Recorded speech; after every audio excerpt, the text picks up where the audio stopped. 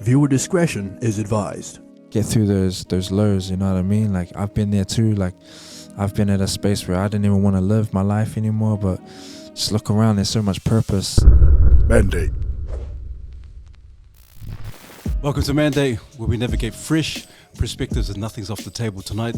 Our guest, originally from Central, but hails all the way from West, Tamaki Makuru in Avondale. He is a musician and also a rapper extraordinaire. And so also an entrepreneur as well, but also in terms of Ngā Pui, Samoan and Pākehā descent. And so this guy's working on a new album, and so he's going to be an amazing superstar. And so he's already an amazing superstar, but even more so now. And so guys, please put your hands together for the man himself, the enigmatic and talented Melodownz. What an intro. Thanks for having me, boys. It's an honor to be here. It's cool. Oh man, also Maro lava. Hey, the honor and the privilege is all ours also. And I thought just to get the ball rolling, because you are working on a new project and a new album. So are we able to kind of talk about some of the stuff that's on the pipeline? Yeah, of course, man. I've been working on an album for the last almost 3 years now. Just been going to LA, Australia, just been getting some life experience and ups and downs as well. So I think it's all part of the journey and all part of navigating life for everybody in general. So yeah, that's kind of what I've put into this album is good times, bad times, party times, just everything. I feel this album is like a representation of kind of my life in the last kind of three years. Yeah, so it should be a vibe. Yeah, man. That's also because I read somewhere on one of the articles they're saying that you practically worked from your bedroom. You started your music, you created your music from your bedrooms. Yeah. Nothing really has changed. I still make music and other things from the bedroom. I'm still doing music from my bedroom. I got a studio set up now. Not like a world class studio, but enough to be able to record my vocals and bounce them out and then take them to the studio and give it to my engineer, because I feel like it's a comfort thing being in my own space and just vibing out and being able to give it to my engineer and finishing it off and that. So yeah, man, that's cool. Also, man, I was just really buzzy to have you here this evening to chop it up with us and really give back to our listeners, especially our men, because our heart is to really empower them. And so we're cool for those that really don't know who you are, because we got heaps of different type of listeners. But yeah, what's the origin story? Yeah, the origin story. The origin story, and tell us about your name, where it came from. Cool. Yeah, so I don't know, growing up in Avondale. Yo, shout out to AD. Yeah, shout out AD, place that raised me pretty much. Growing up there, because I've always been artistic. I love drawing and writing and I don't know, just being creative. I've always been that kind of person. So before the rap, I used to draw and stuff, and then it turns out that graffiti's a element of hip hop. So that was the first element of hip hop that I explored as a young kid. So yeah, I started tagging and stuff everywhere. It's my books, letter boxes, anywhere. I'd just be tagging when I was about would have been 13 or 14. I used to tag just whatever. And then I had this tag. I used to be a fan of NERD, which is Pharrell's group. Yeah, and I had a poster of NERD in my room, and I was just looking at the poster on the wall, and I read it backwards, and it was Dren, and so I started tagging Drens backwards. That was my first tag. Everyone's like, that doesn't even make sense, but it was just a word, and the letters look real nice when you tag it. And then I got caught. Went out with the boys spray cans and stuff, walking the train tracks, and we used to get picked up in this car and go park up around buildings, industrial areas, and areas like the streets. You see this these little shits. Yeah, I was one of those guys. So tag on the door. I was one of those ones. Just keen to just tag. And then one time I got caught on the motorway by the cops, and then I got done for that that name, so I was like, man, I need to change my tag. And then I came home in the cop car. My mom wasn't really happy in that, and then I was like, man, I need a new tag. So like at the time I had all these like CD collections and stuff, and I was a big fan of Bone Thugs, so I just started looking through their albums, and I was just tagging their like the track list of each album, and there was a song called Down 71 on I think East 99, and yeah, I just started tagging Down, and then I just added an NZ, which is like Downs, and I just started writing it everywhere, and so everyone in the hood just knew me as Downs and that, and so I just started tagging Downs, and then eventually, like after shit went down, like went through a few things growing up, eventually I kind of like mellowed down from that, and so I just added a mellow, and then it became Melodownz. And to be honest, my real name is Bronson, but like I wanted to change my name ages ago, like to just my name, but there's already Action Bronson, like if you Google it, so, and everyone kind of already knew me for Mellow or Melodownz, so I just stuck to that. But yeah, that's kind of the origin of how I got my rap name.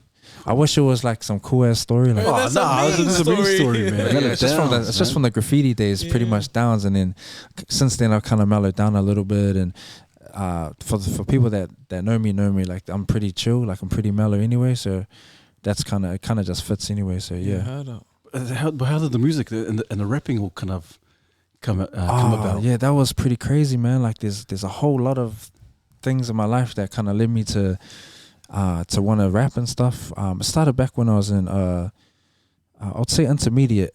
So I went to a predominantly white Palangi primary school. So we were staying in Balmoral, me and my mother. She was working in Central, and like when it came to intermediate, I was out of zone, so I couldn't go to I wanted to go to like A&I or like Auckland Boys, you know. I wanted to go to like where all my friends, so all my friends were like white kind of rich kids and that.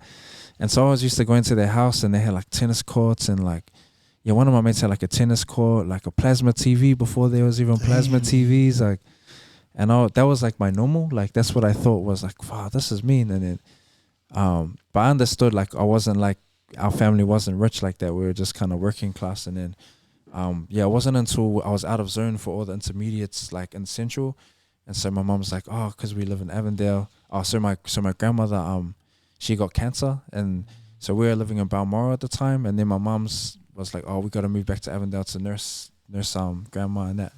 So we were nursing my nana, like just the island ways, you know, keep them at home and stuff, for as long as possible. And then so yeah, moved back to Avondale, and then I ended up going to Avondale Intermediate, and that was kind of like weird for me, because at my primary school I was considered brown, like considered dark skin, and even though I'm like light skin. And then so when I went to the intermediate, everyone thought I was like Palangi or Middle Eastern, and so like people were calling me like Afghani and all these names like Egyptian and that, and I'm just like, bro, I'm Samoan, like. And then no one believed me, and no one really believed me. So one day I took a couple of the boys home to my nana. She's like Fa'a Samoa, hard out, like.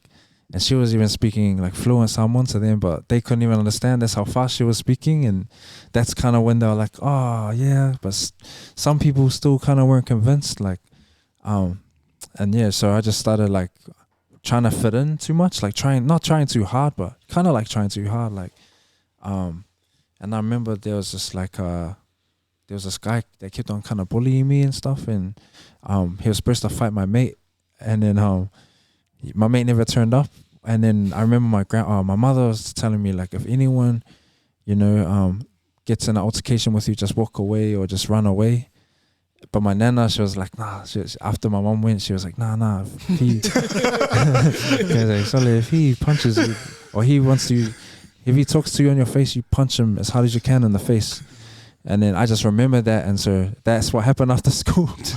I just socked the student in the head, and he just dropped. And then the next day I pulled up to school, and everyone was like, nah, yeah, he's someone. I was like, oh, nah.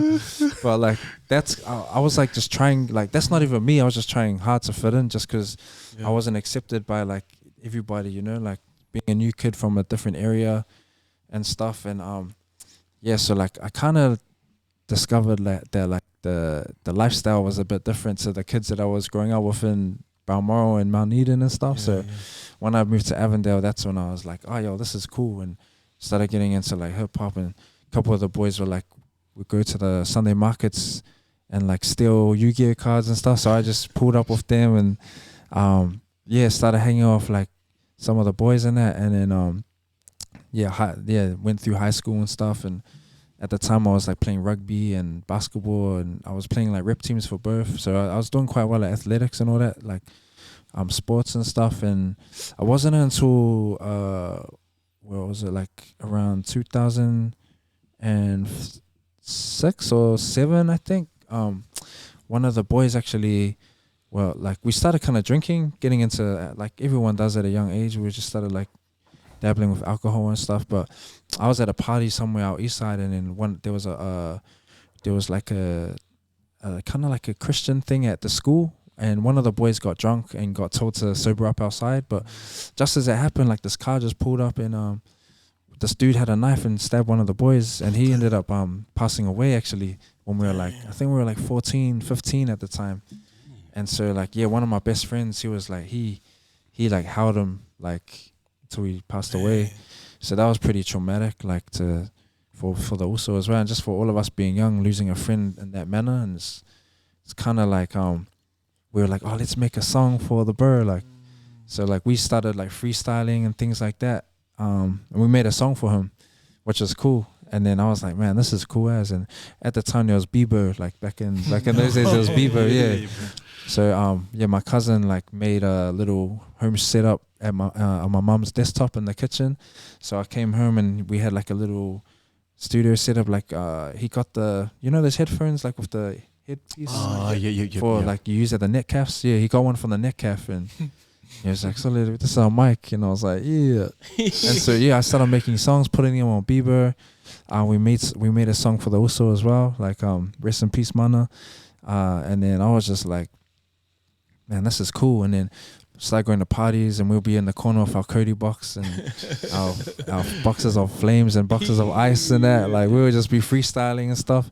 So that's kind of how I got into like rapping. I was like, man, this is cool. And I made this one song that I put on Bieber, and then we used to like Bluetooth it to other people around the school.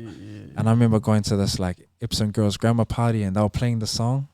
And then they were like, oh, this is your song, eh? And I was like, yeah. And then I was just like, oh, this is cool. Like, so that's kind of how I got into the buzz. And then at the time, like, when I was around 16, 17, a couple of the Usos committed suicide, like one after the other. There was about three of them that did it, eh? Like 1 year, second year, kind of in a row kind of buzz. And it was kind of out of it. But I was kind of dealing with like that as well, and my grandmother passed away too, so I was kind of just like a bit lost, a bit misguided kind of thing. And my mom was kind of busy, she was nursing my grandma, so I was like left to my own devices and that. So I was out with the boys and stuff. Like I come from a real good like family, like real loving, but just kind of like family events, and then a couple friends passing away and that, me and the boys were just down for whatever kind of thing. Like we just drink, put all our money together, buy like a tinny or like buy some weed in it, and we just go to the like secret hideout spot and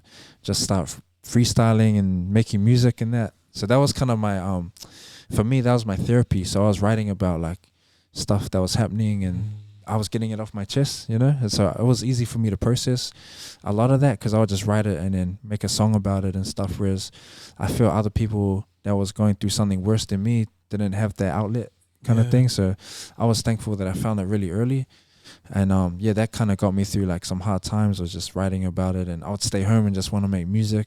Some of the boys go do urns and all kinds of shit. I did it a couple times, but I was kind of more just chill, But that's kind of how I got into the music, was through like some of those experiences. And then the beginning of social media with the Bebo and the MySpace. MySpace was a bit before, but like the Bebo, and then the Facebook came out. And so then I started just wanting to do like talent quests and like gigs and that. And so I got one of my first gigs was at Woody's Bar in Manurewa.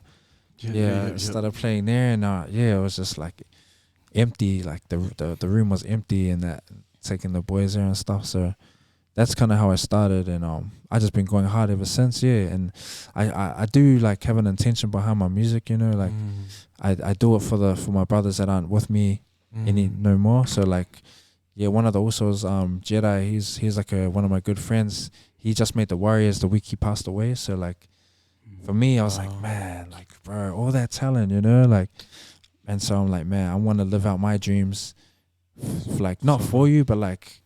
Just cause like I know that if he was here, he would be like one of the illest league players. He had the meanest like step. He had the meanest step. I think he played for Richmond. Yeah, he was solid. Yeah, but he was on. So yeah, a lot of the shit that I do is like for the birds and just trying to like people that were like young people as well. Like, cause I feel there's not enough not role models, but just.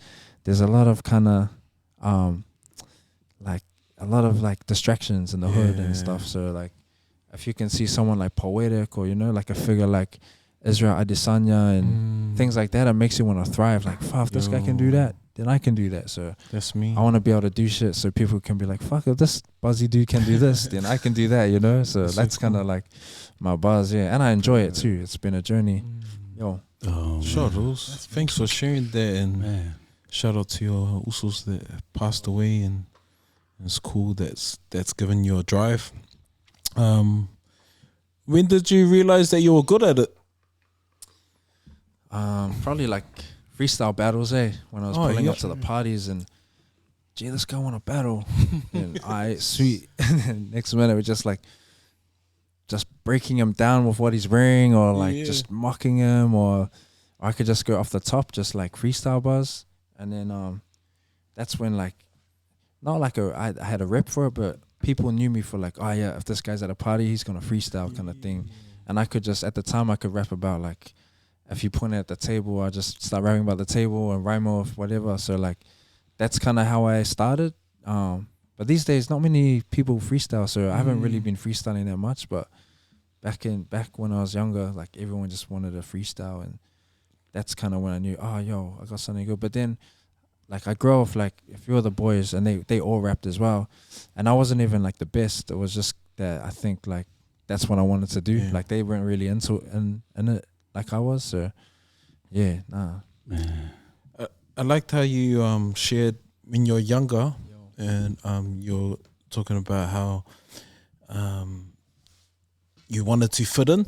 Yeah. And because you're in one space, you're regarded as you're not the brown guy, and then you went to the other space and you're the light skinned guy. But man, when we look at you now, like, you got your own style, you got your own swag, you stand out in terms of your swag and also your style of rapping.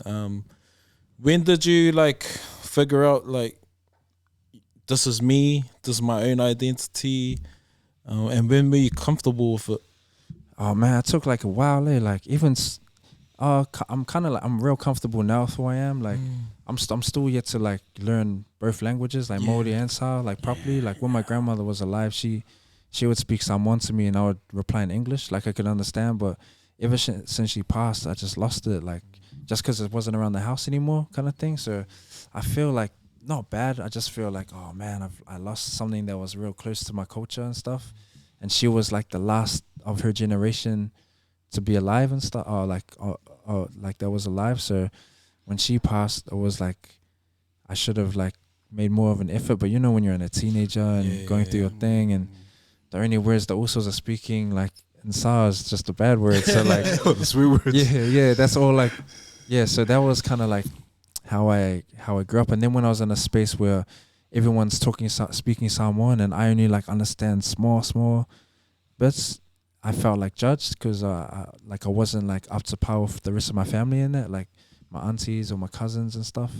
And then it made me feel like less of a Samoan, and that was kind of something that I've been navigating. Like now that I've doing music, it's weird because I'll be out Southside, and then like all the Bloods will say what's up, all the Crips out Otahu will like say what's up, all the Samoans will be all good, and they kind of just accept me for who I am. And I'm like, is that just because I'm doing the music, or is that just for me as a person? And that got me thinking, like, as long as I'm authentic, like myself, I can just walk in any kind of room and be me and not have that fear of like, oh, I feel uncomfortable here because they're like judging me because I don't know enough of this. But if you cut my veins open, it'll be someone, you know, like, and I think that's a colonized concept is it quantifiing what you are, like this guy's only quarter Māori, or this guy's only half white, or this guy's only quarter Samoan, like, and I feel that's like a colonized concept, whereas like in the islands, if you grow up white and you grew up like that, you're still Samoan, like, or you're still something else. And I think a lot of people would disagree with me, but that's how I feel. That's just my personal opinion. Like, it's weird. Like, even I'm only like 1/8 Māori, but going up north, it's like connected me to my land. Like, and like I don't care what any Māori says. If they're like, oh, he's coconut, he's not Māori, I don't give a fuck. Like, I'm Māori. Like, I can't even speak Māori, but I reconnected. Like, I'm Māori. Like, my great grandfather was full Māori, you know. So like, that still makes me Māori, and that still means like on a spiritual level, I still feel our ancestors are with us no matter what. So it doesn't matter if you're quarter Samoan or 1/8 Māori. I feel like we still got the same power as our ancestors. Yeah, so that's kind of what I carry with me when I walk into rooms and stuff. And I hopefully people can like just feel the energy, you know, like they know that. So yeah, that's kind of like, that's where I'm at in terms of my identity now, and it's just up to me. It's a long life journey. I feel like fulfilling those like footsteps in terms of like learning more about your culture, because you can never just be like, I know everything about my culture, you know. It's like even like people that are hardcore into their culture, like speak fluently, do this, do that, they're always learning about their culture. Like there's never not enough to learn. So yeah, that's my journey at the moment. Yeah. Yes, bro, that's powerful. It's funny because cool. I had a conversation with some at this new job, and they're predominantly Tongan. And so there was this one guy, I thought he was Tongan this whole time and just learnt that he was Samoan. I go, I didn't even know you were Samoan. So I was like calling you Toko, and I was trying to speak it, until one of the other girls were talking to him in Samoan. And they goes, I'm Samoan, but I'm plastic Samoan. I don't know the language. I go, also, that doesn't make you plastic. You're Samoan. It's just you just learning how to speak the language. And like, I think even for all of us, I'm not good at Samoan, but that whole colonized thinking, like, maybe it's a colonized thing where we're led to believe that because we can't speak the language, or we're like 1/4, 1/2, we're not full Samoan, so we devalue our Samoanness by saying we're plastic. But no, we're Samoan, we're Māori, and I think that's just redefining that as we go along. And so just hearing you say that's mean. I appreciate that, man. And that's buzzy, like just how, man, I just can so relate. Like Samoan, but don't speak the language. But lived with my grandmother when I was a kid, and she spoke Samoan, but mainly only. And so being able to like piece together the conversation, but I couldn't really speak it, but I could understand what she was saying. And after she's gone, it's like I'll never forget her, and it's always been my link back to like one day I'm gonna make that step and reach out to my culture. But for years, it's been like doubting myself because I feel like I have to qualify to be Samoan, even though it's in my blood. So that's exactly it. That's exactly what it is. Like, it's cool. But did you think it's ironic, Mellow? Like you said early on, you said, hey, back in school you wanted to fit in, you try to obviously try to fit in, and you want to prove yourself. And hey, because I'm people looked at me like, judging me like, he's Egyptian, he's this. That's it. Yeah, but you're Samoan. But it's funny now because I can guarantee a lot of people now, they look at you, Melodownz, I want to be like Melodownz now. Yeah. And so and a lot of some of your music, you talk about your cultural roots and all that, and you said you're proud tangata whenua, proud Māori, and so people can have their own opinions, and also you talked about identity. And so with all that being said, with our younger generation, what do you think in terms of our young men, like still trying to find themselves, trying to be this person, or who might be in this same predicament, like, I want to be this, I'm Samoan, but I want to be this, I don't know, speak Samoan, I'm plastic. What kind of advice or kind of encouragement could you give to some of our folks out there, our young men, even our older men? Yeah, I'm not really good at advice, but what I've learned is like it's the simplest answer, but it's the most complex. Like I searched like so far outside of myself to find what I was looking for. Like, oh man, I need to be like this, or I need to be like that. I'm watching TV, like I want to dress like this. I need to have my hair like this and that, and blah blah. And all along was inside, you know. But it took me to journey all the way out there to find out, man, it's been here this whole time. But I think for everyone's always got it on the inside, but they need to go outside and make the mistakes. Like, oh yeah, that doesn't work. Oh yeah, I gotta hide him from this dude. Oh, I got rolled. I got arrested. To find yourself, and then you're like, man, why aren't I finding any pieces of myself out here? And it's because it's always been in here. But it's like, you can say it's always in here, and then someone might just stay indoors and just look here, and they won't find anything because they need to go, and they need to make those mistakes in order for them to realize, what I've been looking for is here. But I need to experience that life stuff and those experiences, those emotions, to find it. So yeah, that's kind of if that's advice, like, That's cool, man. Yeah. It's kind of like you have to journey, eh? It's a part of the journey. That's it. It's the journey. Yeah. It's the journey, the company. And I feel like the energy that you manifest, or the energy that's around you, is the energy that you get back tenfold. Because like back when I was like 15 to around 19, I was like switching number plates on the cars, and like we were doing runners from the gas station, you know, doing runners from the liquor store. Like I was spending weekends in the cells, like court cases and all this kind of stuff. And like my mom was just like, what the hell? Like she was never getting her own life, like trying to nurse my grandma, and I'm out here with the boys just doing, I don't know, just pity shit. So like it was pretty like buzzy to realize like all that negative energy was like just around. So like I'll be driving a car by myself, and then I'll get pulled over for no reason, you know. And then I'm like, man, why the police always got a problem with me? Like, why are they always pricking on me?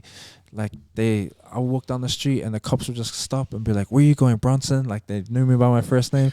You live down that way. Why are you going down there? And I'm like, I'm just gonna go to the shop. Like, so I always got picked on from like the authority, or like I always felt like things were going wrong. And then it was until I made like a conscious decision, like I don't want to, like I need to change the way that my energy is. And as soon as I changed my energy and started hanging out with like-minded people and doing more music things and putting my energy into something that was more productive, I would drive around, and then I stopped getting pulled over by the cops. I stopped like that, just things stopped happening. Like, and I was just like, wow, this must be like some kind of universal thing that's happening. Like, I don't know what it is, but yeah, I feel like the energy that you're around, it just like can manifest into, you know, it's like, man, as soon as you make that conscious decision to go, you can either go this way or this way. And it's the moment that I chose, like, nah, I want to do this and I want to take it seriously.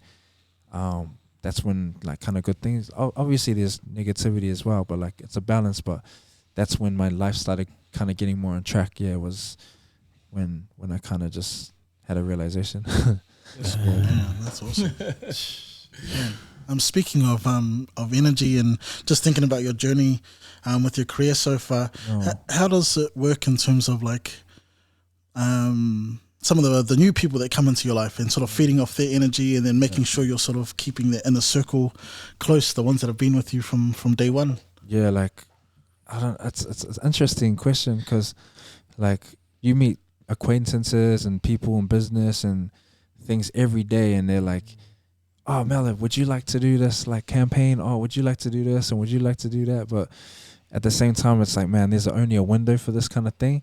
And at the end of it all, if you're going to look behind you, are they going to be the people that you started with kind of thing? And for me, I just like, honestly, I just got my boys that I grew up with. Like I'm still really tight with them.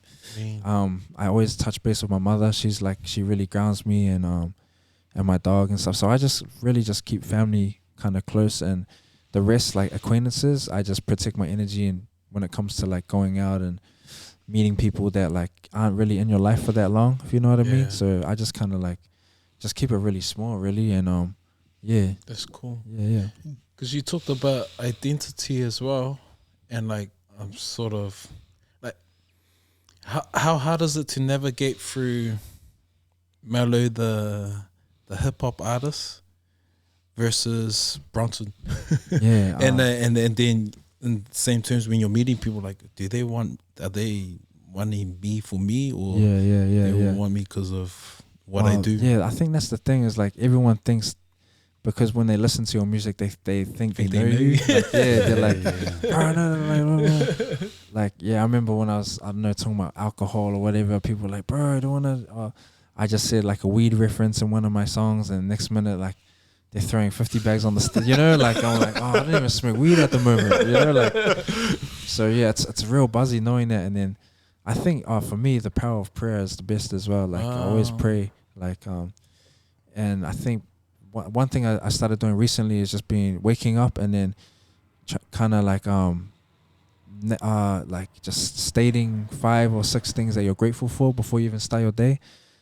That kind of like sets you on the right tone, just to like not have a good day, but just get you in a routine to, like, I think gratitude is key as well. Just being grateful of where you come from, and kind of where you're kind of leads you to where you're going, kind of thing. So just being grateful, and just having trust in the process, really, and keeping ones that you can actually trust around your circle and stuff. Yeah, that's the big one. Yeah. Also, because we talked about, everyone knows, not knows, but everyone knows Mellow as the hip hop artist, but they don't know you got this day job, and you're sharing to us earlier, and I think that's so cool. Are you able to explain what you do, brother? Yeah. So like, I'm full-time music, but like I had to keep one of the jobs that I was doing before, and that's working at it's like a mental health art space called Toyota, which means like arts and stuff, and it's just like it's a mental health art space for just people within like the mental health kind of organization. Like there's like Mason Clinic, people from like those homes, like those mental health homes and stuff, and they come in, and I'm like the recording teacher. I think my job description is creative practitioner. That sounds kind of cool, but cool, I just like, cool, man. It's fancy, man. I just press record pretty much. But I just like help the guys.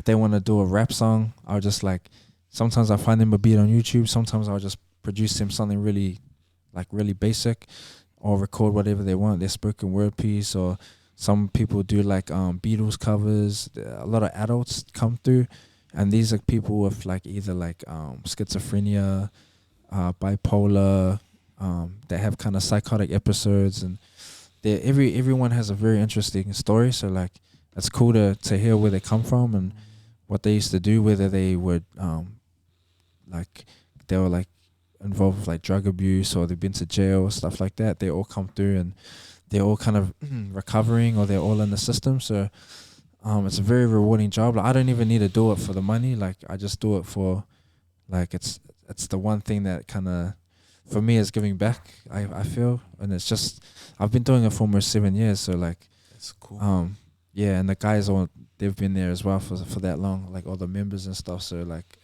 it's cool. It's really cool. Really interesting place as well. Yeah. And it's really open, you know, like no one judges anyone there. And there's so many cool different classes, like you can do like mosaic, or you can paint, or do photography, and it's a cool space. I feel like there should be more facilities like that in the country. Yeah. Bro, and it's not an easy space. I know probably for you, I'm not too sure how challenging it is, but you've been doing it for 7 years, and you got people that go and have to do their masters, and even those guys come back and still can't connect to the people, and you're still in their space, and you're able to connect with them. And is it challenging for you, or is it a passion? I think like one of the key values that my mother told me was compassion, and like never to judge a book by its cover. And so like when these people come in, some of them, you know, got no teeth, and some of them got stank like of beer. Like, I shouldn't even say that, they might watch this now. But like, you know, just like all walks of life come through pretty much, is what I'm saying. And just having to sit down and, you know, show them some compassion and show them your attention, honestly changes their whole world, you know. Like, they've been in a space where people, no one's given them a chance, or like they've been looked at as crazy, like literally on paper they're not fit for society.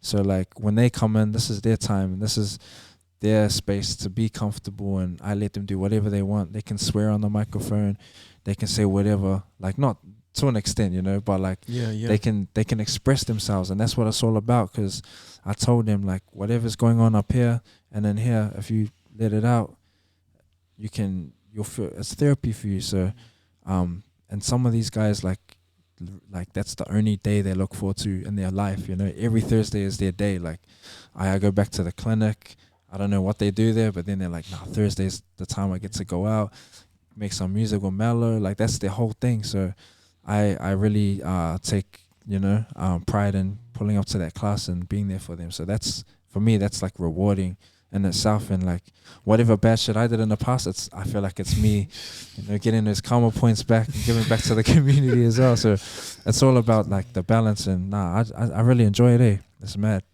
Man, that there's a round of applause. Malo soy fuso. Malo lover, man. Malo lover. Hey Mellow, obviously you're in the music industry, and obviously with hip hop and rap, and there's I think there's a lot of our younger ones who kind of probably aspiring to do what you're doing also. Yo.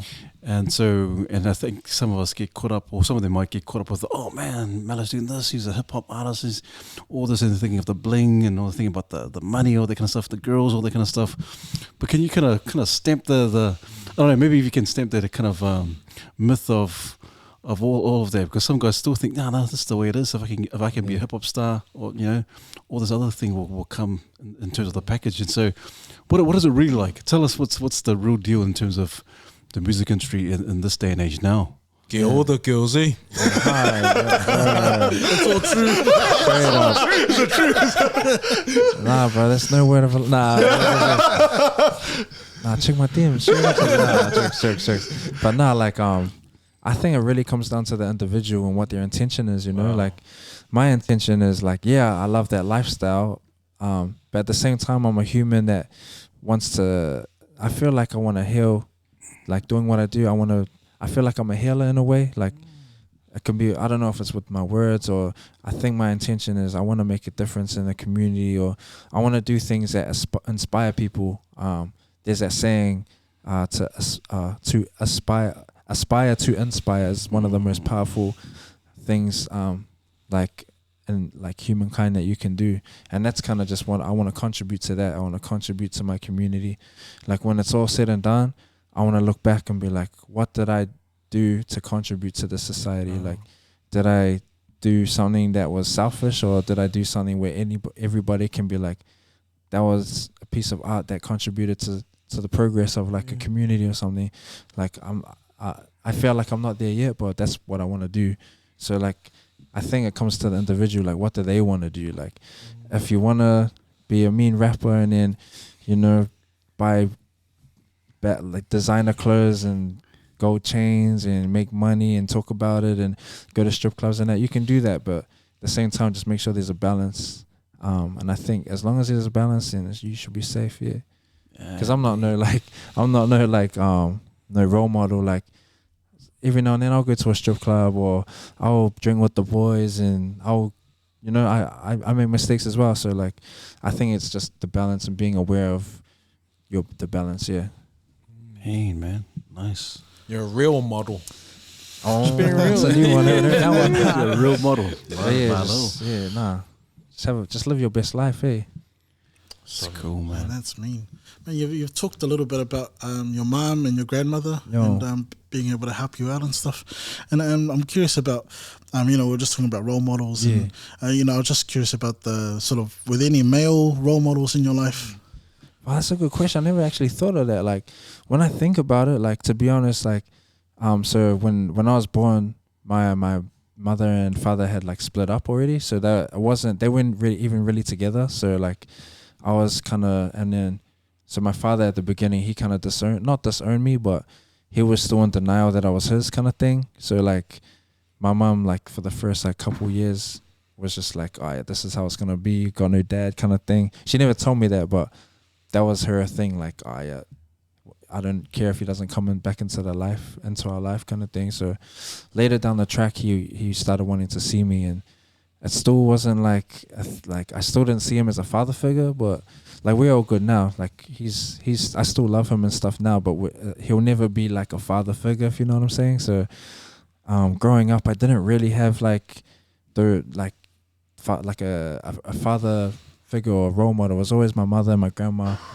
And my grandfather was there, but he had a brain injury he fell off a bike like when I was a baby. So he wasn't quite there, if you know what I'm saying. So like I think the females in my life were the ones that kind of raised me and showed me like taught me my values and stuff. So, and then it wasn't until like I was a teenager where I was hanging out with the boys, and that's when like I learned how to like harden up and like, you know, get into not fights, but like that's when all that kind of shit came up.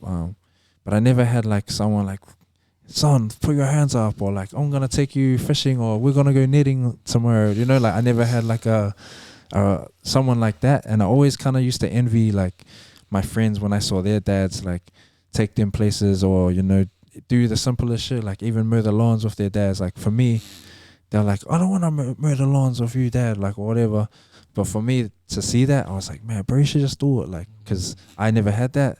So like I kind of like didn't really have a male figure in my life. But then I watched a lot of TV, so I used to like Tupac and like Bone Thugs, and to me they were like kind of like the male role models, I guess. And then that's why I looked up to a lot of the older homies as well.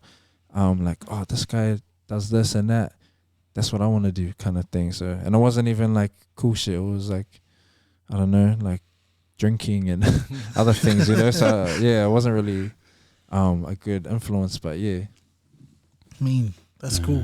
That's cool. Shout out to all our queens, all our moms, all our nanas, our aunties. Yeah, for real. They hold it down. You know, one thing that really pisses me off in like the Western society, they really devalue our Pacific Islander, the women, and their value of what they do for us at home. Like they hold it down, but now there's so much pressure for our women to be out there working while raising a child, while doing all these other stuff. But for our Pacifica woman, man, them holding it down for our families at home. I don't know where this is going, but I just want to talk about it, you know. Hey, man, yeah, like how much value they had for us and how much we elevate them above the family dynamic. That our dads were out there earning, you know, working hard, but it was our mothers that were there to look after us, wipe our bums, give us the talk, the ones we connected with. So yeah, shout out to all our mamas. I just want to share that. Shout out to you also for really sharing that. That's cool. That's so cool. That's so cool, Melodownz. And it seems like nothing has really phased you in terms of, you know, sometimes people believe their own hype, like, oh yeah, I've made it and all that, and you said your mom keeps you grounded, the Samoa and your identity, obviously, and you know, our parents and even our families, hey, you're just just one of us. And I love the fact that nothing really, because some folks, you know, they put on this like Charles was saying, some guys can come in and put on this facade, hey, this, and not being their authentic self. But you are also, and I think this testament of your growth, and also you appreciate who you are as a person, and also as a Samoan Māori Pākehā. But also, regardless whether you like it or not, whether you know it or not, obviously you do know because you are an influencer. And so also, what's the word out there in the streets? Have you heard anything like in terms of people like, wow, what's the main thing when they hear your music? They go, oh, Melodownz. What's the feedback you're kind of getting from, or the love that you're getting from those out in the public? Yeah, like the most of the feedback I hear is positive, like, which is cool. I'm like, oh man, like if someone said that about it, like I got a really nice message today from someone from like, they remembered something I said like 4 years ago, and they just like sent me the video of it. I was like, wow, what the hell? Like, bro, it was like from some random event that I spoke at, and I was like, what the? So like for like just things like that are little reminders and signs that like I'm on the right path in terms of what I'm trying to achieve. But then I get haters as well. Like, but it's funny because I'm the type that gets triggered. Like I might say the most positive thing on here, and then might be driving home, and then, bro, this guy's a bitch. And then I'll be like, stop, gee, where's the edit now? Sit in the location. Yeah. So I think it's just normal to be a little bit hypocritical, but like I get a lot of negative comments as well, but I've learned over the years just to ignore it. I remember I used to like, if my bro was here, he'll tell you guys like, this dude, like out of all the positive, it'll be like maybe 40 positive comments, and then one dude will be like, "You're a flop," or like say something stupid, and then out of all those comments, I'll reply to that guy. And then those was like, "Bro, what are you doing, bro? Look at all these positive comments, and you're out here being like." DMing this guy, being like, "Bro, fuck you, where you at?" I don't give a fuck, blah blah. Like, man, I guess that's just a little bit of the immaturity in me that like I'm still trying to navigate. You know, like I think we all have a little bit of that in us, if you know what I mean. So I don't know, but we do, man. It's balanced the way. Like, it's a balance. It's a balance, bro. But I try and block it out, but every now and then I'll get triggered, like I get triggered because we all like share the mandate social media pages, and out of all of us, I probably get triggered because there's all this positive stuff of our guests, and then once someone will say one negative thing about our guests, and then I feel like responding to, gee, where do you live? I'm gonna come and I'll try to, So I've learned, I learned to like just let these guys look after us. Like I had one of those today. I was just at the lights and I seen like, this couple that I saw my ex and she was with her new man's, and then like, cause I've been seeing them around a lot lately, and I was like, fuck, Buzzy. And then he wound on the window and he was like, he's like, the city is too small. And then I looked at him, I was like, I run the city, bitch. And then I just drove off. Oh no, they drove off. And I was like, why did I say that? Like, you know, I think the adrenaline just pumped. I don't know what it was, but it was good. It felt good at the time. But then after that, I was like, what a mature dude there, you know? Like, I run the city. Who do I think I am? Like, but I don't know. That's me. But it was crack up. But balance. That's one thing. Sure. One thing you guys can take away from this talk tonight is balance. Oh, bro! But there's heaps of even right now. So there's even before we started, there was a lot of nuggets you were sharing, Melodownz, in terms of who you are and the work that you do. And like you were saying, you don't have to do that kind of other job, but you do it because of the passion and compassion. And I don't think, because sometimes people think, oh, rap artist, oh, musician, and they kind of see the edge. You know, obviously now you see the drill out in Australia and Australasia, and then people think, oh, the gangster, and all that kind of stuff. But you definitely suit your name in terms of Melodownz, and you really and you're not the kind of rap person that you think, oh, this guy's like gangster, this guy's kind of lived in a hard life in the hood and all that kind of stuff. But you're true to who you are. And I think there's a lot of men out there who are quite agreeable, but you just who you are. And so, what do you say to some of the men, or even us? Just because sometimes we as men can be like, oh yeah, we agree. Yeah. What are your thoughts on that in terms of what men being agreeable all the time? Is there a time we should be, or is it just like, nah, you just be yourself, just stand on your own laurels? What do you think? Nah, that's a good question. I think like, business wise, like there's times where you have to play the game just to get yourself further in terms of a business. And I'm not saying like you got to get on your hands and knees and kiss this dude's feet, but like there's times where you have to play the game, and other times where you have to speak like not the language, but like you have to like speak how they speak and do what they do. And especially being in corporate situations, you have to kind of know how to navigate. Like if you look at 50 Cent, he's a good example. It's like, he's from the hood. Like he's been shot 9 times, and then you see him in a whole room full of white people with collars, and he's still the top dog in that room. And I feel like that's a perfect way of being your own gangsters, like doing that. Like if I was to jump on a meeting with like a business owner trying to negotiate a deal, I could speak that language, you know. And I've got a manager as well who could speak more of that language. So it's like just navigating through different spaces and being aware of your surroundings and how you're gonna kind of get the best outcome out of those. Does that answer the question? No, it is, man. I love it, man. But like, I think like being yourself is really, because when you be yourself, it's like you bring something unique to the table. It's like, for example, like I was in Australia, or when I was in Sydney, I played with a couple other acts, and like there was this dude with like little red dreadlocks and jumping up and down and being like, it's lit, like, And I was like, man, this guy look exactly like Trippie Redd, but he sound like Juice WRLD, and but like, you know, he's got like the. It's like, man, like, bro, I reckon if this guy used those influences, but I think that the key is to hide your influences, you know, like, or to disguise them, because like I was like, man, this guy straight ripped off like a whole ass chorus of like how Trippie Redd sounds or like how this other rapper sounds, but like you can see that like, the talent is there, but it just sounds too much like another artist. Whereas like, yeah, I don't know, like I think if you just like be yourself a little bit, yeah, you can get more further and just speak your mind. A lot of people are scared to say what's on their mind because they're scared of being judged, and they're scared of expectation. I think another thing is expectation. You know, walk in the room and someone's got high expectations of you. Once you take the expectations away, there's not that fear of like reacting. So, yeah, that's cool. Yeah, that's good, man. Those are nuggets.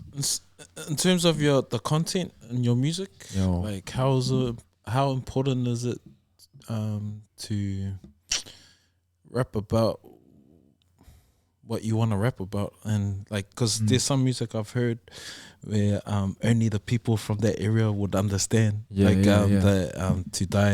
and die in AD. Not everyone will know Green Jade. So when you intentionally wrote that with the also, how because Avondale would have. You know, they would have loved that anthem. They would have, you know, they would have claimed it. Like, how important is the content you put into your music? Man, that's an important one. Like, for that song, it was, so Tom Scott, he's like, for me, he's one of my favorite rappers out of this country, and he was like, man, I need you on the song. So I was like, yeah, sweet. And I actually wrote a whole verse and then recorded it. But you know how it's like back and forth? Yeah. He like broke down my lyrics, and then I went back to his spot, and then he had like moved the lyrics so they're like talking back to each other, and he was like, he like highlighted the stuff that I was to write, and then he did the other stuff. So I was just like, bro, that's crazy. And so like, man, when that dropped, it was like such a crazy response from our hood. So I was like, damn, that's solid. But it just made me realize like the power that your words have, like how much of an impact your words can have. There was a line in there I got checked for by the TOCs because, some of them were tripping on me because I said, used to get stuck by the TOC, now the TOC want to see me now. And I think a couple of the older homies got like a little bit offended by that. But what I meant was like, I mean, when I was little, I kind of got checked by them just because that's what happens when you live in Avondale and you're just a youngin' and that. And then so I got checked by them, and then when I had my 828 video, some of them came to the video to see me, like to you know, show some love. And that's what I meant by used to get stuck by the TOC, now the TOC trying to see me now, kind of thing.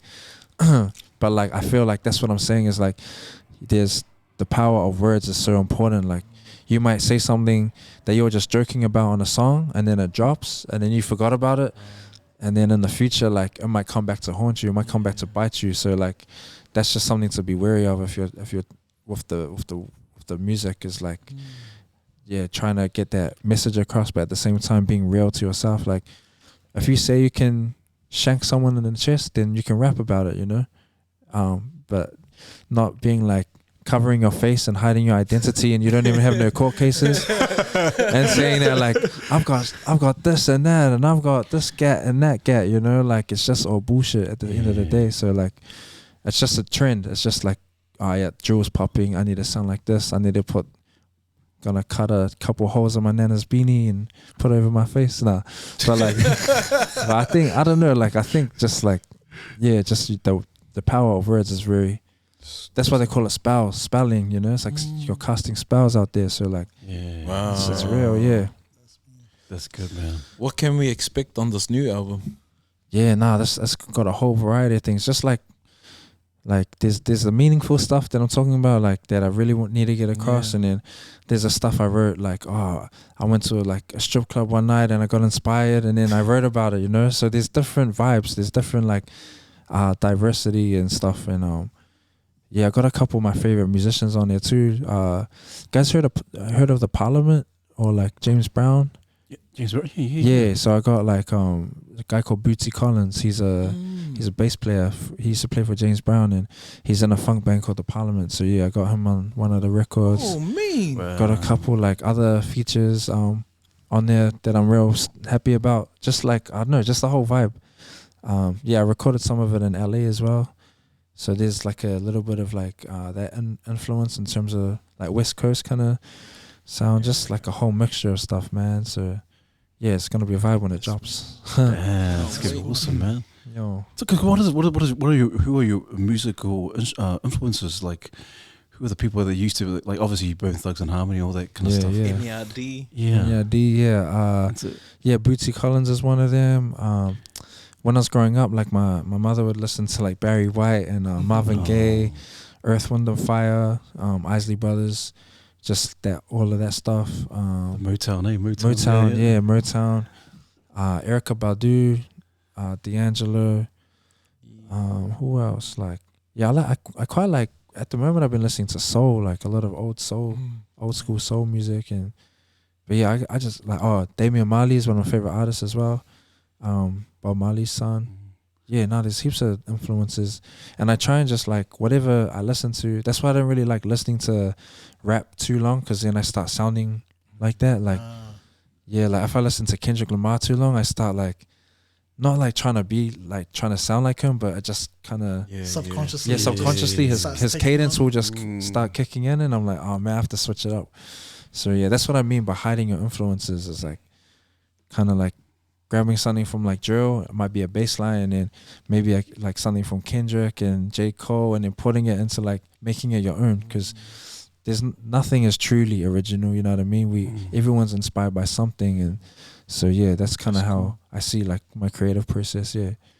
Wow. Man, that's cool. I had a question about you talked a little bit about features. Yo. Like, what sort of mindset goes into when you're selecting a feature? Like, do you have someone in mind as you're developing the song? Or? Yeah. So like for this one with Bootsy Collins, I was just I was in LA, and I made this song, and I was like, man, this is a vibe. Like, this is crazy, and I could just like, for those that haven't heard of Bootsy Collins, is like, a lot of his features are just talking over other people's records. Like for Snoop Dogg, he would just be like, hey, what up, nephew Snoop? Or like Tyler, the Creator, or like for Silk Sonic and Bruno Mars. Yeah, he's just talking in it. So I just messaged him, and I was like, man, I need you to, I can really imagine you speaking over this. And yeah, he was keen. I was just like, bro, this is crazy. I just hit him up on Instagram, and yeah, so like things like that, I just like, this person would suit that. And then I might hit them up. They might like be like, oh, sorry, I'm not doing no features or whatever. But I always can hear something. Like, I made something and sent it to Troy Kingy, and I was like, I can hear your guitar over it. He just starts playing over it, you know. So things like that, I'll just send it to people, and if they're not keen, that's all good as well. So yeah, just I don't know. There's like a pocket you hear, and you can be like, like how Poetic might send me something. He'll be like, yeah, I can hear Mellow on this, and he'll send it to me, kind of thing. So yeah, I think that's just how it works. Yeah. That's cool. I can imagine like a lot of the artists would have their own kind of process and kind of creating stuff. Yeah. And so how important for you is like refining your craft? Obviously, you're pretty much doing it every day. And so how do you know when you're like, man, I've got a hit, man. I got this song's going to be banging, man. This is like a vibe you're saying. Yeah. Like, is it something that you kind of sense, or you just feel like, man, this is going to go off? Yeah, there's like a feeling I get, but at the same time, I'm real off of like, for my last project, I thought there was a song on there that was gonna be Mean As, and then like I dropped it, and it just like didn't do as well as I thought, and then I dropped a street single, and that was the one that just went crazy. So I was just like, man, how does this work? Because like, I don't know, I like my taste in music is a bit like alternative, so the songs that I like that I make, other people kind of might not like it as much as something else, like the more rap songs that I do. So yeah, it's a weird one to navigate. It's a weird one to judge. But like, for example, the one Pray For More, like I was just like, man, for me, this is like a heartfelt song. So that's why I want to drop it. But I've kind of changed my perception of like, this one's a hit. Like I never set myself expectations anymore, because you can be let down so many times. Like for example, if I think something's a hit and I'm like, it's a hit, and then drop it and it's not, then I'll be like, I'll be disheartened. So I don't really keep those expectations anymore. I just have fun making the music and then just release it when I'm ready. So, because regardless, you're gonna be proud of it anyway. Like, yeah. Damn. Have you ever like had like music block or writing block, or kind of, you know, sometimes you hear like artists like, oh man, I just can't come up with another song, or can't, you know, can't think of writing anything, or can't write down any lyrics. Yeah. Has that ever happened to you? Yeah, it gets frustrating because like sometimes I'll just like can't rap, or I'll be like, oh, it's like I'll write all these different verses for this one song, and then none of them hit. So I'm just like, man, I need to just give it a break or go for a walk or something. Yeah. Yeah, man. What about you guys? Do you guys make music or? No, but I do a bit of singing and all that kind of stuff. But no, not really. Yeah. No. Oh, hey, the Brad, the guy who does all the editing and the production. This guy, bro, yeah. yeah. This guy, man. This guy right here, man. This guy's the man. He does the beats, producing, production work. Talented cat, yeah, and sings, plays instruments. So yeah, man. Hey, Brad. We're brothers, but he took all the musical genes in our family. Oh, man. Yeah, man. But, oh, man, just because I always imagine Melodownz, like obviously who you are and as a person. I think people kind of forget, hey, this is Melodownz, and actual, like, this is just a person, you know. And so I'm just wondering for yourself, has there ever been a time when you felt like, you know, I just don't want to be Melodownz. I just want to be Bronson. I just kind of block everything out and just zone in on who you are. Has there even been a time when you feel like, music is just on the back burner? Yeah, sometimes like sometimes my manager just like, because he's such a hard worker, and because I'm like lazy, I'm like I procrastinate. So like every day he'll be like boom, boom, boom, boom, like with tasks or things to do, and sometimes I'm like, man, I just want to go to the beach today, or I just don't want to do anything like to do with my music or anything to do with this album or anything, you know. I just want to put my dog in the truck and just drive to like Muriwai, or like, I don't know, go to a beach or somewhere and just chill, escape kind of thing. So it's every now and then I feel like that, but at the same time, like the work I put in out this music, like I feel the more effort I put into it, like later down the track, that's when I can be like, I can have a whole month off because I've done all of this. So I always think of that, and that's when I'm like, oh yeah, back to it kind of thing. But yeah, there are times. I remember this one time, like I took my mom to the mall in Limor for lunch, and I think it was exams, so all the schools were at the mall, and like I just got bombarded by like Avondale kids, and I had never been bombarded like that in my life. Like I legit felt like I was one of those like celebrity or whatever, like, and my mom was looking at me like, the hell's going on? Like they were just like honestly pushing in, trying to get a photo and stuff, and like I was just eating butter chicken with my mom's, and she was just like, wow, this is different. I was just like, fuck, this is crazy. Started getting like anxiety a little bit. It's like shit. But nah. I guess it comes with the territory. I'm not like some big superstar, but like I feel like in the communities people recognize me and they want to acknowledge me, so I gotta just, you know, like I guess you gotta just take it, because without these people, I wouldn't be doing this full time. So, yeah, it's a vibe. But it's buzzy when people like recognize you, and like I'll be driving and then like might get a toot and stuff. But yeah, I remember this one time I was in Otahu, and there was like I was just getting a feed by myself, because I always go to Otahu for food and that, for island food. Yeah. And this car just pulls up, and it had all tinted windows, and I was like walking like this, and I was driving like slow as, and I was like, fuck. In my head, like I got like my spider senses were like tingling. I was like, fuck, who are these? Like, who are these guys? No. And then like it was just like pulling up slow as, and then you hear the like the window go down, and I thought like straight up, I don't know, I thought like all the doors are gonna open and then I was just gonna get rolled. But this dude was like, "Oos, are you Melodownz?" And then I was like, fuck, do I say yes? Or and then I was like, yo, and then he just wanted a photo. But I was like, gee, why do you have to like cruise real slow and then put the tinted windows down real? Like, why can't you just toot and be like, "Uzo," like, bro, that not freaked me out, but I was just like, I just went into survival mode, like, oh shit, something's going down. But no, it was all love, and that's what I love about the beauty about being yourself, you know, like like I don't rep no gang or anything like that.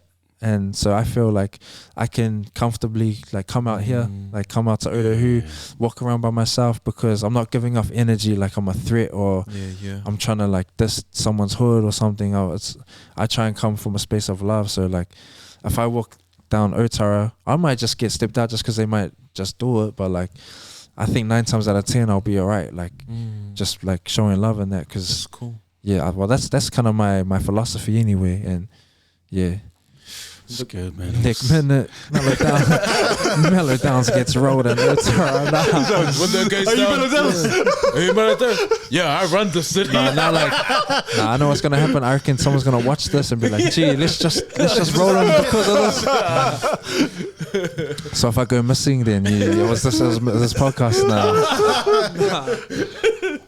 Oh man, The thing I like about you is because when I used to work out Central, I used to see you a lot, like walking along St. Luke's or on what's that street called?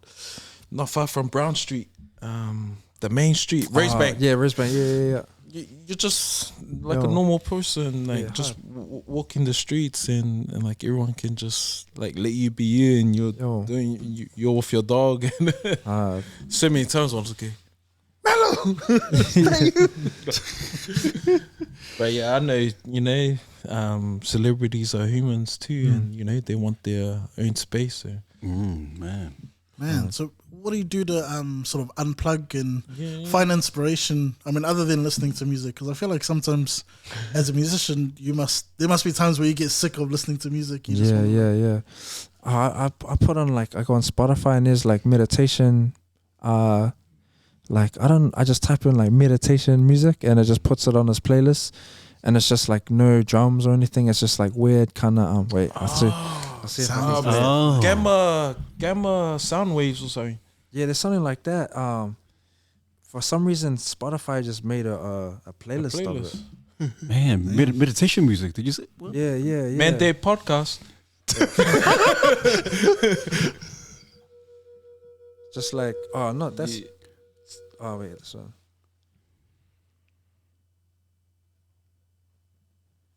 I don't know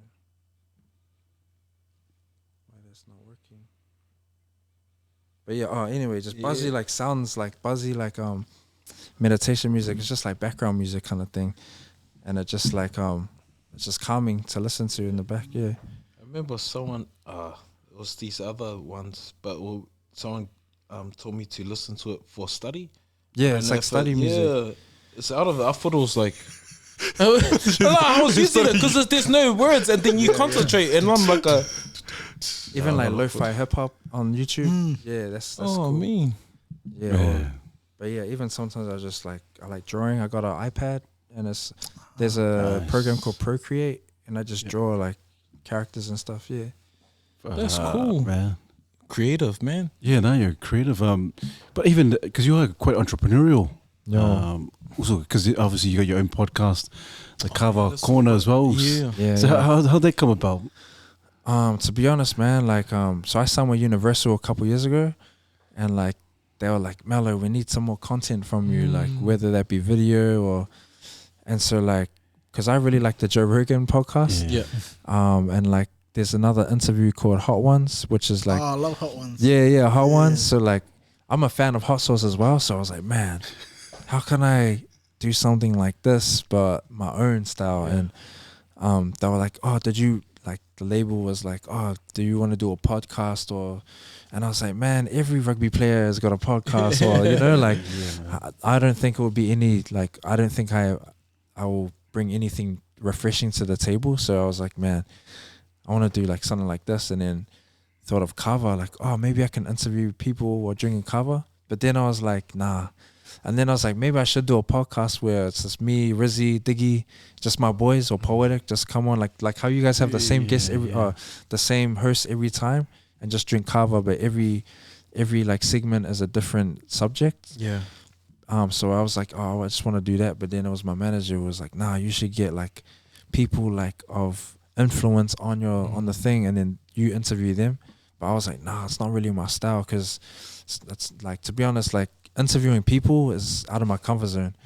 and so like that was like the worst. And so I was like, man, John Campbell, like I was like, oh, people like John Campbell. And he's like, yeah, John Campbell would be perfect, kind of thing. And I was just like, man, he was like, oh, message him. And then I was like, nah, I don't want to message him, kind of thing. And I messaged him, and then he was keen straight away. Wow. But I was like, oh shit, like, and I didn't even tell my manager, like, he was like, oh, did John Campbell get back to you? I was like, oh, no, not yet. But really, he's already like, yeah, keen as, because I was like, oh, I don't know, I'm pretty shy, like. And then he hit up John Campbell's management, and he was like, oh, John's already been in touch with Mellow. And he's like, did Mellow talk to you? You already talked to John Campbell? I was like, oh yeah, nah, he messaged me. But like that first one with John Campbell, man, like that was way out of my comfort zone, because I'm not really used to being like, sir, what do you look, you know, like. But just from doing that, it kind of like made me uncomfortable, but in a good way. So I was like, oh shit, I did that, I can do another one. And so it's kind of, I've been learning more about this whole public speaking, that kind of platform stuff. So that was kind of where the intention for Cover Corner came from, was just being able to have a space like you guys, but then also showcasing like an ancient tradition that our people have done for like Talanoa, and even like to come at peace. I know like a lot of villages or whatever might have had some altercations, but then they'll sit down with the makai and then have a Talanoa and have a ava. So like things like that was like, oh man, this is like, it's like a new version of what our ancestors kind of were doing. And that's kind of where that came from. And it's that's cool. That's cool. That's cool. You gonna bring that back, Cos? Yeah. I've got a couple like interviews in the pipeline that I want to get done, and so hopefully, who was your most memorable guest? Yeah, I gotta say Scribe, man. Like I think growing up on his music is like, and then for him to be sitting next to me, you know, sharing a cover and a Talanoa, bro, nothing beats that in terms of like my like for my imprint in the hip hop culture for New Zealand. I was like, man, this is crazy, and even bought me a Hennessy as well. So I was like, man, cool. Shout out Scribe, man. Yo. So cool. Obviously we're conscious of time as well also, and so we're very grateful to have you. I don't know if the boys want to say a few words or. I'm grateful and humbled that you're here, just because of who you are for the culture in terms of the hip hop culture, but also. So there's the fanboy side of me, but then also like, and also just being able to sit in front of you and have a Talanoa and see the human, the uso, and you're more than your music. You are contributing to society, or like just you being you, and a lot of we need more of that in our society. And like you say, you don't see yourself as a role model, but you're a real model. You're being you. You're being real. And so we just want to congratulate you and celebrate you and honor you, and just pray for the best in terms of where the spaces that you're navigating through. And just hope, man, you continue just to keep on pushing the envelope, because for me, man, or for a lot of us, like you're original. You're like the Shea Foos. Like you got your own sound, you got your own swag, and you the music and the words that you share, just more than words. They really inspire others. So, and just the work you're doing, bro, at Toyota. Toyota, shout out, bro. That's mean. I think out of all of that, like for you, like no one knows that there's no media on that, and those people, you know, we put labels on people like you're a hip hop artist, you're schizophrenic, you're a youth offender. We're more than the labels that people place on us. That's it. And we see people for who they are. So I just want to celebrate that, honor you, and thank you so much for being here. Thanks for having me. Straight up, it's been cool that you guys doing this thing, like especially for, like you're saying, like our Polynesian men and the men out there that kind of need more of this. I don't know, these spaces. Yeah. Nah, it's a vibe. Yeah, keep it up. Thanks, Oos. That's mean. Nah, I just wanted to give props too, man. Awesome work and excited for what comes next. And so I just wanted to honor what you're saying about identity and like having to go out and search. And sometimes it's knowing who you're not will help you find out who you are. Yeah, that's it. That's it. So just big ups on that. And that's something that like I think a lot of us, myself included, still on their journey of self-discovery. I think it's like a never-ending journey. Yeah, nah, like, straight up. Yeah, but it's a good one. And so I just wanted to end. There's one thing on my mind. One question I had was like, what are your big future ambitions? If you could do anything in in the world, what's the big out there dream? Well, one of them right now is I'm trying to start up a kava bar in Central Auckland. Yeah, that's like something I'm working on at the moment, or I don't know what that looks like yet, but yeah, I'm getting my business plan. Cool. Got my accountant on the phone, so I'm trying to just make something happen. Shout out to Four Shells Cover as well. They got a cover bar in Victoria Park, and man, the vibe there is real cool. So like, I want to do something similar, but just kind of my own taste as well, my own flavor. So I want to do that. I want to bring back the hot sauce. I've been making hot sauce as well. For those that check that out, that was a vibe as well. So I want to make some more of that, and just hopefully like expand and I want my brand to be kind of worldwide in terms of this music as well, like not just New Zealand, not just Australia. I feel like we have what it takes to take it to the world, and hopefully through that can open doors for others, or even like if I don't make it as far as I want to, at least it will open doors for others to do so, if that makes sense. So like, just want to contribute in any way I can for the future. But yeah, that's my vibe. Man, that's awesome, bro. Only a matter of time, man. Yeah, sure. We'll come and do a session at the cover bar.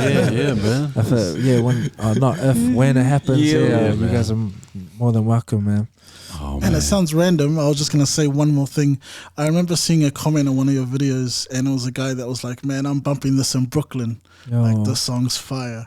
And so I was like, when you were saying that, I was like, "Bro, you're already on your way. Like it's gonna happen eventually." That, so it's big ups, international, man. Yeah, I got like messages from like the most like Germany, like the most random places, man. I'm just like, that's crazy. Bro, yeah, that's awesome. Hey, also, every guest that comes on the podcast, also always give them a gift. And so I always do a bit of a sketch, a bit of a caricature. And this is for you on behalf of the Mandate team. This is for you, Uso. Man, thank you so much, Uso. Thank you so much I appreciate for your time, man. And so also mad love, mad respect for you, Uso Maloro Soi for Uso. And also, the one thing that I really kind of gauged from our conversation also is that you just keep grinding. You keep going, and I love it. Because some people are like, kind of rest on their laurels, like, I made it, I've done this, I'm hip hop. But just the sound of what you're doing, bro, and the future plans, you keep going, you keep grinding. So, thanks, also, thank you so much. Appreciate your talanoa. But also, is there anyone that you can think of that would be ideal to come on the podcast and share? Yeah, also Lissy's in town, I think, on Saturday, maybe. I think he's got a show here, so like I don't know how long he's gonna be here, so I can hit him up. He'll be perfect, just to chop it up about his grind, and he's still so young too. So like, yeah, he'll be. I reckon he'll be cool to get on. Who else? Because how many guests have you guys have it on here now? I think your episode 13, 13, bro. 13 for this season. Yeah. 17, yeah, 17. Yep. Oh man. So I'll probably not off top. I'm pretty blank right now, but that's all good. All good, man. Yeah. There's so many people I probably have on mind, but cool. Awesome. No, I appreciate it. Also, hey, any last words of encouragement? Also,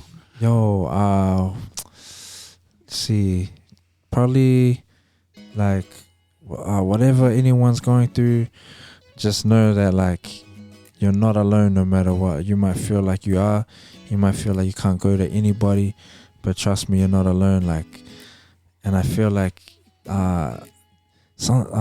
you need, like, more people need to discover resilience within themselves if they want to get through those lows, you know what I mean? Like, I've been there too. Like, I've been at a space where I didn't even want to live my life anymore, but just look around, there's so much purpose. Like, everyone has so much purpose, and that's the reason why we're living this life. That's the reason why we're on earth. It's the reason why God created us is to live our unique purpose. And just like, yeah, whatever you're going through, just know like there's always a way out no matter what. And I know that sounds cliche and it's easier to say it than to be in it, but I've been at my lowest of lows, and like that's what kept me going. Is my purpose here on earth is like to do this stuff, you know, and to keep alive so other people can stay alive, kind of thing. So whatever you're doing in life, just stay resilient and just know that no matter what happens, no matter how low you feel, is you're never alone. There's other people going through exactly the same thing,